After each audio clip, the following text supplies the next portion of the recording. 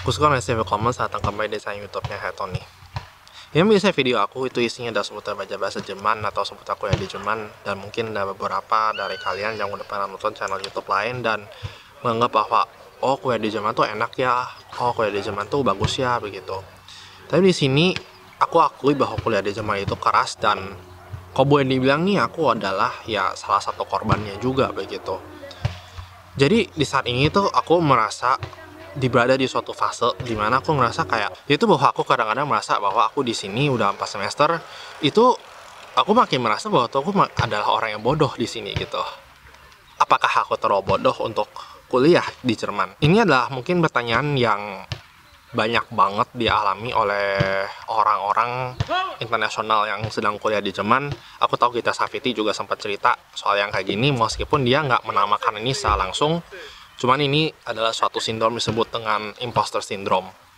Jadi itu kayak aku udah kuliah 4 semester, dan bahwa aku bisa sampai sejauh ini itu mungkin kayak ini bukan hasil usaha aku gitu loh. Tapi lebih karena gue beruntung aja, gue tuh bisa go shallow gitu. Beruntung bahwa aku bisa melewati sistem ini. Tapi pada sisi lain, kalau misalnya kayak orang lain nanya soal kompetensi aku tuh benar-benar takut banget sama salah gitu. Karena kalau aku ntar ketahuan salah, ya aku khawatirkan tuh mereka pikir bahwa lo tuh belajar apa sih sebetulnya? Apa ya banget sih lo begitu. Puncaknya ya, kalau aku boleh cerita ya, adalah bahwa aku udah kuliah 4 semester di sini, dan semua sebagian besar teman dari angkatan aku, mungkin sekitar kurang lebih setengah atau 60% itu mereka udah pernah jalanin sebelumnya Ausbildung sama 3 tahun di bidang yang gak jauh dari jurusan prodi plastik. Antara lain mereka udah pernah betulin kusen, mereka udah pernah kayak kerja di mesin injection, mereka udah pernah bikin bearing, mereka udah pernah kerja di karet. Atau ada juga yang misalnya mereka udah pernah belajar kimia, teknik mesin, terus mengganti ke jurusan ini. Dan ada juga yang sekarang mereka udah work student, atau mereka tuh bisa bekerja di saat mereka itu di luar masa-masa mereka kuliah. Sedangkan ilmu yang aku dapat dari pas awal-awal itu hanya didapatkan dari ketika aku magang di tempat magang itu kayak sebelum aku kuliah, dan itu pun cuma 3 bulan berlangsungnya. Sedangkan yang lain tuh udah mungkin 3 tahun atau minimal mungkin 1,5 tahun begitu. Akibatnya adalah kayak satu lagi tuh mereka kayaknya mereka tuh pas nge-lab itu kayak mereka tuh udah tahu, oh gue tuh nanganin zat ini, bahayanya ini, terus kok kenabannya harus ini. Sedangkan kayak terus mereka tahu teorinya, sedangkan aku tuh lab kimia tuh dulu terakhir aku lab tuh 8 tahun lalu ketika aku SMA. Dan itu pun juga dasar teorinya aku nyontek dari teman, karena aku nggak ngerti kimia sama sekali, dan aku benci banget sama kimia. Dan itu adalah kayak suatu hantu yang aku terus hadapin sampai sekarang gitu. Terus belum lagi kayak ada sekitar seperempat teman dari angkatan aku yang mereka tuh udah DO, mereka drop out, mereka mundur, atau mereka tunda semester karena mereka bilang mereka nggak kuat. Dan bahkan teman nge-lab aku pun juga dibilang bahwa dia langsung baperan gara-gara kayak, oh maaf ya, kamu tuh kompetensinya kurang cukup, kamu harus ngulang tahun depan. Sedangkan di aku sendiri tuh kebetulan dapetnya seperti ini. Kamu tuh ada di batas bawah ya aku mau, kamu tuh cuman kayak ngerti, cuman baca teks gitu, cuman stick to the book gitu. Sedangkan kamu nggak mencoba untuk cari yang ada di luar sana. Aku harap kamu bisa lebih baik, aku lulusin kamu, tapi aku harap kamu bisa lebih baik lain kali begitu. Belum lagi akibat semester covid ini tuh aku ngerasa sangat stres karena kuliah daring, susah konsen. Dan akibatnya kayak ujian yang aku mungkin biasanya aku bisa nulis 5-6 ujian, aku cuma bakal nulis mungkin 2-3 ujian, di sisanya tuh aku terus tunda ke semester berikutnya. Tapi ini udah kayak kesannya kayak ini udah bagai bola salju yang lama-kelamaan kok makin gede tuh tidak bisa dihentikan, dan akhirnya aku akan tersapu bersama bola salju itu. Yang aku khawatirkan adalah aku bakal turun semester, terus aku mesti cari teman baru buat nge-lab karena di angkatan bawah. Terus aku juga khawatir aku bakal lama lulusnya, atau bahkan bisa karena mental breakdown mungkin aku bakal drop out begitu. Nggak ada yang tahu apa yang terjadi ke depannya. Terus belum lagi kayak aku sempat mental breakdown soal ini, kayak aku jadi ngomong ke orang tua kayak, wah gua maaf ya ma, aku bakal kayaknya kuliahnya aku bakal molor nih begitu, karena ini kuliah daring yang benar-benar menantang banget buat aku, jadi aku nggak kuat untuk kayak ambil banyak-banyak ujian. Tapi yang paling parah adalah kayak dalam hal nge-YouTube ini, aku ngerasa kayak gara-gara hal seperti ini, aku tuh ngerasa kayak apa yang aku kasih kepada kalian tuh hanya karena, dan kalian suka itu hanya karena beruntung aja aku kasihnya bagus dan kalian suka. Sebenarnya tuh aku bukan guru, bukan native speaker, dan aku ngomong bahasa Jerman juga gak bisa lancar-lancar banget begitu. Dan akibatnya kayak aku ngerasa apa yang aku berikan itu palsu. Semua yang aku kayak semua kemampuan aku itu palsu, semua yang aku berikan kepada kalian itu palsu begitu. Maksudnya bukan berarti menafikan bahwa aku nggak menghargai kalian ya, maksudnya terima kasih bahwa kalian udah menghargai aku, udah percaya sama aku begitu. Tapi pasti ada suatu saat dimana aku ngerasa kayak aku hanya beruntung aja gitu, maksudnya bisa upload video, terus bisa ada yang ketemu, terus bisa ada yang suka, terus ada yang dibagi-bagiin videonya begitu. Aku ngerasa it's all fake gitu lah. I just fake it until I make it gitu. Dan ketika aku coba tanya ke orang lain, ke teman, mereka bilang bahwa mungkin aku ada orang yang terlalu perfeksionis. Mungkin aku memang punya ekspektasi tinggi sama sesuatu, dan ketika aku misalnya ternyata nggak bisa memenuhi ekspektasi itu, aku ngerasa down banget gitu. Dan ya itu ada sesuatu yang normal. Dan di Jerman itu bener-bener, dengan aku kuliah di Jerman itu bener-bener ada sebuah ujian di mana memang lu diharapkan untuk semua kerja itu perfeksionis begitu. Tapi tetap aja, sometimes there are things that doesn't go our way. Kadang-kadang ada hal yang nggak bisa sesuai dengan kemauan kita. Salah satu contohnya adalah ujian. Jujur ujian di sini susah. Sempat nggak lulus kemarin gara-gara semester online. Dan aku harus ngadapin ini semua lagi. Berat, jujur. Dan aku takut aku bakal kena seleksi alam, kalau boleh dibilang. Apakah aku berhak punya rasa takut ini?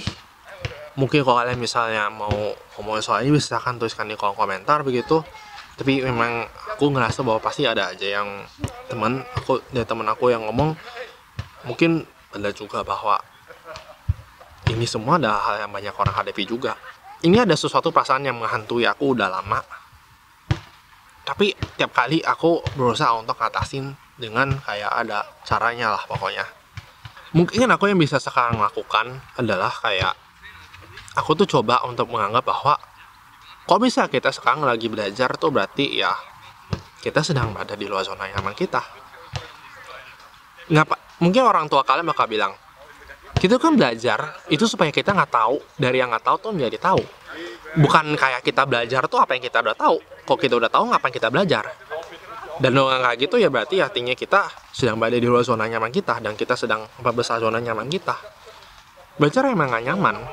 Dan kadang-kadang kita pun juga akan merasa bodoh begitu. Tapi mungkin kita juga perlu tahu juga bahwa ada orang yang emang jalannya lurus, ada juga yang orang jalannya berliku-liku. Ada yang mungkin 2 semester pertama nggak ngerti apa-apa. Ada yang mungkin mereka tuh kebanyakan harus molor ujian karena praktikum, atau karena mereka ada yang nggak kuat, ada mereka yang nggak lulus ujian. Tapi kan pada akhirnya juga finishnya sama gitu. Dan kita tuh bukan berkompetisi dengan orang lain. Kayak dalam urusan kuliah itu kita berkompetisi pasti dengan diri kita sendiri. Di dunia kerja oke, memang ada kompetisi begitu. Cuma kan pada akhirnya yang paling penting dari sini tuh adalah kayak apa sih yang kita gain? Apa sih yang kita raih dari semua waktu dimana kita merasa kita down, dari mana kita merasa bahwa kita bangkit kembali, dimana kita bisa berjalan. Dan aku mungkin memang nggak akan bisa berlari sama seperti orang-orang lain yang udah native Jerman begitu ya, tapi nggak apa-apa sama aku bisa maju. Dan kalaupun aku memang nggak bisa berlari, ya aku bisa berjalan. Atau aku pun misalnya nggak bisa berjalan, ya aku bisa merangkak. Memang itu tekanannya berat banget untuk kuliah di sini, dan akibatnya memang banyak banget orang Ausländer di Jerman yang kuliah di Jerman itu yang drop out. Aku takut aku adalah salah satunya, moga-moga enggak untuk karena saya. Tapi yang terpenting juga adalah bahwa aku nggak mau nunggu semua sempurna sampai jalan.